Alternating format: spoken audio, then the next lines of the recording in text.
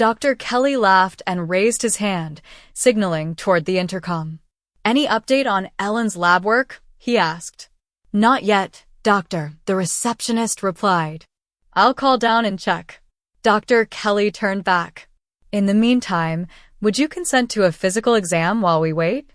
Ellen hesitated, glancing at Vicky. Can Vicky come too? Of course, if you're comfortable. He gestured toward the door. Just head out to the desk. Miss Hawthorne will take you to the exam room. Ellen stood and squeezed Vicky's hand. Be right back, she said. After Ellen left, Dr. Kelly turned serious. He took Vicky's hand. I still think you should tell your parents about the surgery tomorrow, he said gently. Vicky shook her head. You know my dad, Doc, she said. If he even thought I could have sex someday, he'd assign me an armed guard. She smiled sadly. Even Jenny's still a virgin, and she's 24, 3 weeks from getting married. Dr. Kelly sighed, but said nothing more.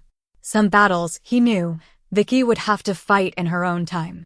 The two of them went down to the examining room and found Ellen standing stiffly, her face pale. What's wrong, sweetie? Vicky asked, stepping closer. You look like you've seen a ghost. Or something, Ellen muttered. She hesitated, then pulled aside the hospital gown. Vicky gasped.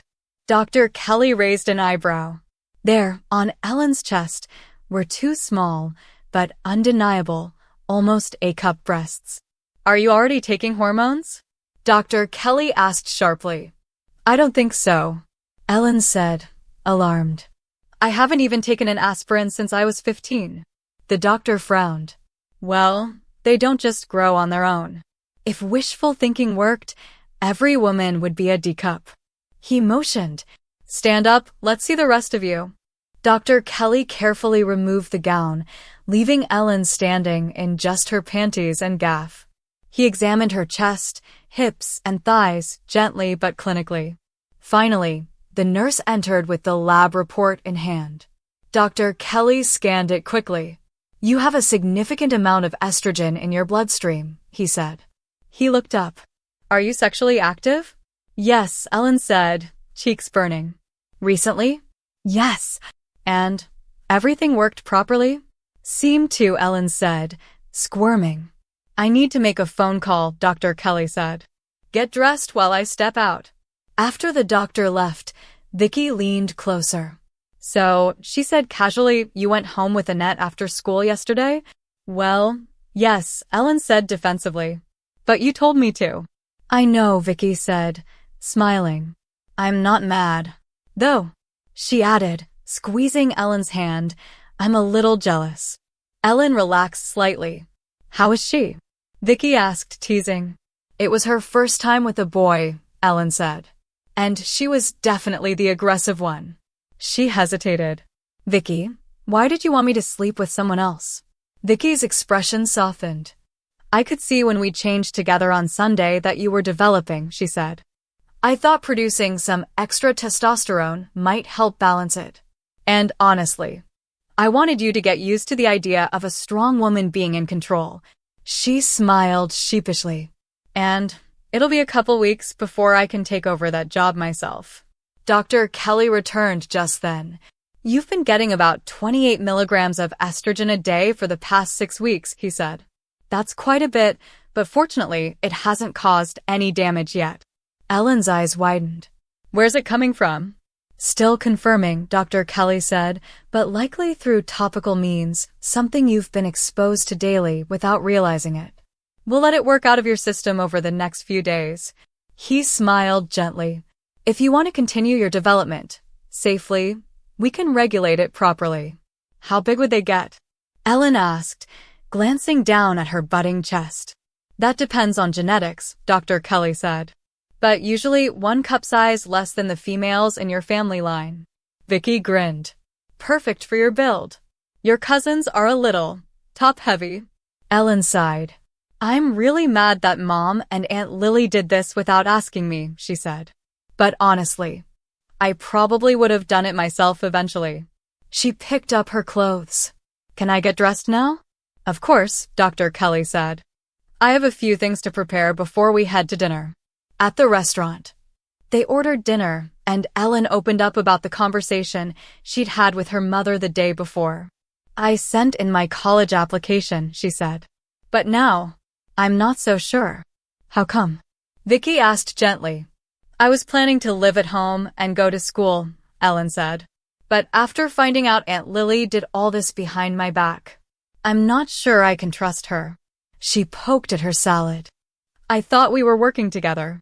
Now I'm wondering what else she's been planning for me without telling me. Vicky reached across the table and squeezed her hand. Whatever happens, she said softly, you have me. And me, Dr. Kelly added, smiling warmly. And a future, Vicky whispered. A future we get to build together. I think she thought she was doing it for your own good, Vicky said gently. But once you realized what was happening, she should have told you. Don't be too hard on her, okay? I agree with Vicky, Dr. Kelly added. Let your mom and aunt know you're upset about the deception, but try not to burn bridges, Ellen. Ellen nodded slowly, absorbing it. The money changes things too, she said after a moment. I can afford to do pretty much whatever I want now.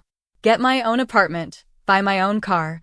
She looked at Vicky, smiling shyly. And it would make it easier for us to be together. Vicky's face lit up. That would be nice.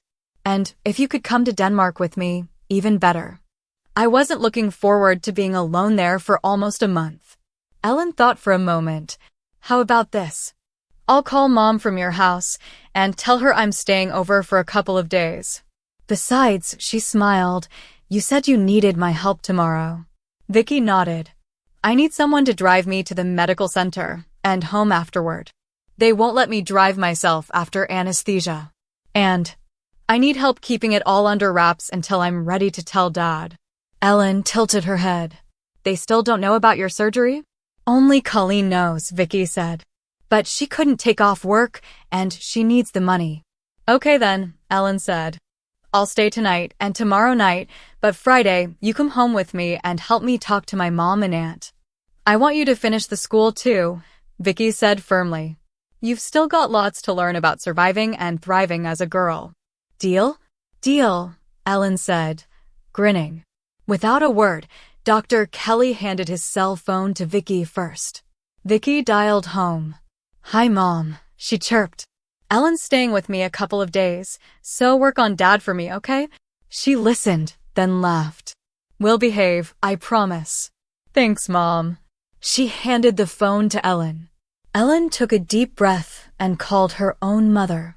Hi, Mom, it's me. I'm staying with Vicky a couple of days. She needs me to drive her to the medical center tomorrow. She paused, listening. Yes, I'm still with Dr. Kelly. And yes, I know about the hormones now. She exhaled slowly. How could you and Aunt Lily do that without telling me?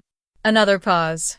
That's why I'm staying away a couple of days, so I can think it through without starting a big fight. She bit her lip. You saw the upper part yesterday, Mom. I'm kind of stuck with them now. I need time to figure out what I'm going to do. There was another silence. Okay, thanks. I'll see you Friday. She handed the phone back to Dr. Kelly with a sigh. Mom's not thrilled, Ellen said, but she said okay. She's sorry I'm upset. Says she just wants what's best for me. You know, the usual. What did your mom say? She asked Vicky. Vicky laughed. Dad kind of likes you. But it's hard for him to just flip a switch after being so protective for so long. She winked. Mom said you should sleep in Colleen's room. But you're not. You're sleeping with me, Vicky added brightly. And I'll handle Dad. He can't resist my little girl routine. Ellen chuckled. I noticed the other night, she said. Dr. Kelly shook his head with a grin. You know, Vicky, if you stopped doing that to him, he might actually start treating you like a grown woman. But then he wouldn't spoil me, Vicky said, flashing a cheeky smile. And I love being spoiled. She looked at Ellen. You're going to spoil me too, right? Ellen laughed, feeling warmth bloom in her chest. How could I not? Dr. Kelly checked his watch. If Wednesdays work for you, Ellen, we'll meet every Wednesday at 4 p.m. And for the first month, Let's add Saturdays at 10 a.m. too. He softened his voice. And one last thing. Try not to be too judgmental with your mom and aunt. I really do believe they were just trying to expedite the inevitable, to give you a better shot at being happy. Thanks for dinner, Uncle Bob, Vicky said, standing up and adjusting her dress. And for everything you've done for Ellen and for me. Dr. Kelly smiled warmly. You two are going to be just fine. Vicky looped her arm through Ellen's. Come on, love. We've got a big day tomorrow.